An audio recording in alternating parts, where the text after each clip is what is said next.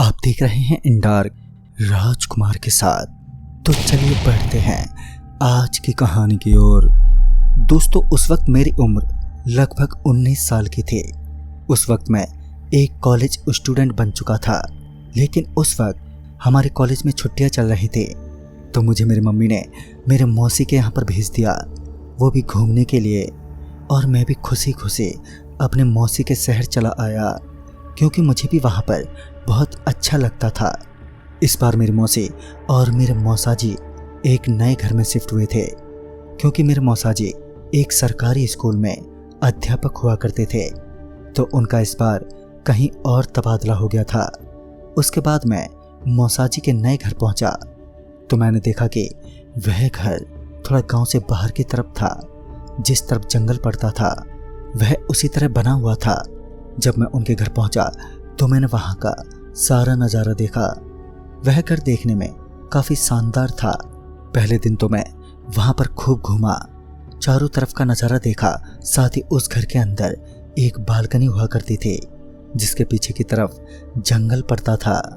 मेरी मौसी और मौसाजी अक्सर अपना टाइम पास करने के लिए उस बालकनी के अंदर फ्रेश होने के लिए, यानी कि फ्रेश हवा खाने के लिए वहां पर जाया करते थे। लेकिन उस बालकनी से दिखने वाला नज़ारा काफ़ी भयानक भी लगता था, खास करके रात के वक्त। हालांकि दिन में तो वह थोड़ा अच्छा और खूबसूरत भी था, लेकिन जैसे ही रात होती तो वहाँ का सारा माहौल एक सन्नाटे में डूब जाता। चारों तरफ एक चुप्पी ठहर जाती। लेकिन मैं आपको पहले ही बता चुका हूँ कि मुझे भूत प्रेत पर बिल्कुल भी विश्वास नहीं था, तो मुझे भी इस अंधेरे से बिल्कुल भी डर नहीं लगता था, बल्कि मुझे तो अंधेरे में काफ़ी मज़ा आता था। और जब कभी भी भूत प्रेत की बातें होती तब मैं उनका मजाक उड़ाने में सबसे आगे रहता था। फिर कुछ दिन तक तो वहाँ पर सब कुछ ठीक ठाक रहा, लेकिन 2 दिन के बाद वहाँ एक बात चली। दरअसल गांव में एक बात काफ़ी तेज़ी से फैल रही थी। दरअसल पता चला कि गांव में मुखिया जी का बेटा 2 दिन पहले खो गया है और वह अभी तक मिला नहीं है। इसका मतलब तो साफ था कि या तो किसी ने उसे उठा लिया, या फिर थोड़ा उसका दिमागी संतुलन भी खराब था, तो जिस वजह से वह कहीं इधर उधर तो निकल नहीं गया। सभी के मन में बस यही सवाल था। लेकिन ये सारी बातें एकदम गलत साबित होने वाली थी, क्योंकि जिस दिन उसकी लाश मिली उस दिन उसकी लाश पर कोई चोट का निशान तक नहीं था। फिर आखिर उसकी मौत हुई तो हुई कैसे? यह बात एक रहस्य बनकर सबके सामने उभर रही थी। और उसके बाद मेरी आंखों के सामने 2 और आदमियों की उस गांव में मौत हो गई। मुझे भी उस गांव में कुछ ठीक नहीं लग रहा था। इस पर मैंने मेरे मौसाजी से बात की कि आखिर इस गांव में हो क्या रहा है। मैं थोड़ा छोटा था, तो इसलिए उन्होंने मुझे सामान्य सी बात कहकर टाल दिया। मेरे मौसाजी एक अध्यापक हुआ करते थे, लेकिन उन्हें भगवान और भूत में विश्वास था। वहाँ पर सिर्फ मैं ही एक ऐसा आदमी मौजूद था जिसे भूत प्रेत पर बिल्कुल भी विश्वास नहीं था। हालांकि ऐसा नहीं था कि मुझे भगवान में विश्वास नहीं था, मैं भगवान में काफ़ी श्रद्धा और विश्वास रखता था, लेकिन भूत प्रेत में बिल्कुल भी नहीं। मैं सिर्फ इन्हें एक अंधविश्वास समझता था। लेकिन जो घटना मेरे साथ अब आगे घटने वाली थी, मुझे भूत प्रेत पर पूरी तरीके से विश्वास के साथ साथ इनके नाम से भी डर लगने वाला था। उसके बाद मुझे घर के भीतर मौसी और मौसाजी बातें करते हुए सुनाई दिए। दरअसल वह बात कर रहे थे कि रात में इस जंगल से कुछ अजीब अजीब सी आवाज़ें आती हैं, लेकिन ऐसा कैसे हो सकता था? मैंने तो ये आवाज़ कभी भी नहीं सुनी थी। लेकिन मौसाजी का कहना था कि रात में यहाँ पर कुछ आवाज़ें आती हैं। शाम हुई और शाम होने पर हम सब लोग एक साथ बैठकर खाना खाने बैठ गए। खाना खाते खाते मेरी मौसी मेरे मौसाजी को बता रही थी कि इस जंगल में कोई छलावा रहता है, जो कि इस गांव में लोगों को गायब करता है। मुझे भी उनकी बातें कुछ ठीक नहीं लगी, क्योंकि एक अध्यापक की फैमिली होकर वह इन सब बातों पर विश्वास कर रहे थे। तो इस पर मैंने हंसते हुए कहा कि अगर वह छलावा अभी मौजूद है तो वह मुझसे मिलने क्यों नहीं आता। इतना बोलकर मैं जोर जोर से हंसने लगा, और शायद यही मजाक मुझ पर भी भारी पड़ने वाला था। क्योंकि अब जो आगे होने वाला था मैं उसे अपनी जिंदगी में कभी भूलने वाला नहीं था। जब मैं इस तरह उन शैतानी शक्तियों का मजाक उड़ा रहा था तो मेरे मौसाजी ने मुझसे कहा कि बेटा, हमें इन सब चीज़ों पर बिल्कुल भी हंसना नहीं चाहिए, पता नहीं ये कहाँ पर मौजूद हो।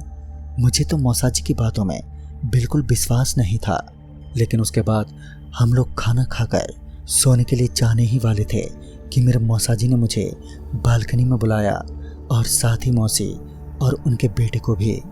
संदीप, जो कि मेरी मौसी का लड़का था, उसे भी भूत प्रेत पर बहुत ज़्यादा विश्वास था। वह मुझे डराता ही रहता था, लेकिन मैं उसकी बातों से कहाँ डरने वाला था। उस रात मौसाजी ने हमें बालकनी में बुलाकर हमसे कहा, देखो अब इस जंगल से कैसी आवाज़ आ रही है। फिर जब मैंने कान लगाकर उस आवाज़ को सुना तो मुझे कुछ बड़बड़ाने की आवाज़ सुनाई दी। ऐसा लग रहा था कि कई लोग धीमी गति से बात कर रहे हैं। उसके बाद मौसाजी ने कहा कि यह सारी करतूत उस छलावे की है, तो अगर तुम लोगों को कोई भी आवाज़ सुनाई दे तो तुमको ना ही उस आवाज़ पर ज़्यादा गौर करना है और ना ही उस आवाज़ के पीछे जाना है। लेकिन मौसाजी यह बात बताना भूल गए कि वह छलावा किसी भी रूप में आकर हमें छलने की शक्ति रखता है। मौसाजी की कही गई बातों पर मुझे तो बिल्कुल भी विश्वास नहीं था, लेकिन आज रात मेरी सोच पूरे तरीके से बदलने वाली थी। उसके बाद हम सभी लोग जाकर अपने बिस्तर पर लेट गए। रात के लगभग 11:30 बजे होंगे, तभी मेरी नींद एक आवाज़ के चलने से खुली। मुझे ऐसा लगा कि कोई मुझे मेरा नाम लेकर पुकार रहा हो, और वह आवाज़ मेरे मौसाजी की लग रही थी। पहले तो वह आवाज़ मुझे सिर्फ 2 ही बार सुनाई दी और उसके बाद उस आवाज़ का आना एकदम से बंद हो गया। मुझे लगा कि शायद मैं नींद में हूँ, इसलिए मुझे ऐसे ही सुनाई दिया होगा, पर मैं उस बात को नज़रअंदाज करके फिर से खर्राटे लेने लगा। मुझे नींद आए लगभग 25 मिनट ही हुए थे कि तभी मुझे एक बार फिर मौसाजी के पुकारने की आवाज़ सुनाई दी। इस बार आवाज़ सुनते ही मैं अपने बिस्तर से उठा और पूरे घर में घूमने लगा, लेकिन वह आवाज़ घर के अंदर से तो बिल्कुल नहीं आ रही थी। एक बार फिर वह आवाज़ मुझे सुनाई दी। इस बार मैंने उस आवाज़ पर पूरा ध्यान दिया तो मुझे लगा कि वह आवाज़ बालकनी की तरफ से आ रही है। फिर मैं बालकनी के पास आकर खड़ा हो गया तो तभी मैंने देखा कि बालकनी से नीचे मेरे मौसाजी मुझे अपने पास बुला रहे थे। मुझे तो कुछ समझ नहीं आ रहा था कि आखिर अब मैं करूं तो करूं क्या, क्योंकि मौसाजी इतनी रात गए नीचे क्या कर रहे थे। ये सब बातें मेरे दिमाग में घूम रही थी। मौसाजी ने बुलाया तो मुझे जाना तो पड़ेगा ही, और ये सोचकर मैं घर से बाहर निकला। फिर मैं उस जगह पर पहुंचा जहां पर मेरे मौसाजी पहले से खड़े थे, लेकिन अब मैंने देखा कि वहां पर मेरे मौसाजी मुझे कहीं दिखाई नहीं दे रहे थे। तभी मुझे थोड़ा सा आगे जहां पर जंगल की शुरुआत होती थी वहां पर कुछ ऐसा लगा कि मानो कोई वहां पर चल रहा है। मैंने सोचा कि शायद वो मेरे मौसाजी होंगे, तो मैं भी उनके पीछे पीछे उनकी तरफ चल दिया, और वो भी बिना कुछ सोचे समझे। मुझे लगा कि वह मुझे किसी चीज़ को दिखाने के लिए या फिर मुझे किसी चीज़ पर विश्वास दिलाने के लिए जंगल के अंदर लेकर जाना चाहते होंगे। फिर थोड़ा आगे चलने के बाद मुझे मेरी आंखों के सामने चल रहे मौसाजी एकदम से दिखाई देना बंद हो चुके थे। अब ये सब क्या हो रहा था, मुझे तो कुछ भी समझ नहीं आया कि आखिर इतनी देर में मौसाजी कहाँ गायब हो गए। मैं थोड़ा आगे गया, लेकिन तब तक मैं जंगल के अंदर काफ़ी दूर आ चुका था। साथ ही अब मैं वह रास्ता भी भूल चुका था जिस रास्ते से होकर मैं अभी इस जंगल के अंदर पहुंचा था। तभी मेरे आंखों के सामने एक ऐसा नज़ारा प्रस्तुत था जिसे देखकर मेरे हाथ और पैर एकदम से फूल गए। मेरे डर के मारे हाथ और पैर कांपने लगे थे।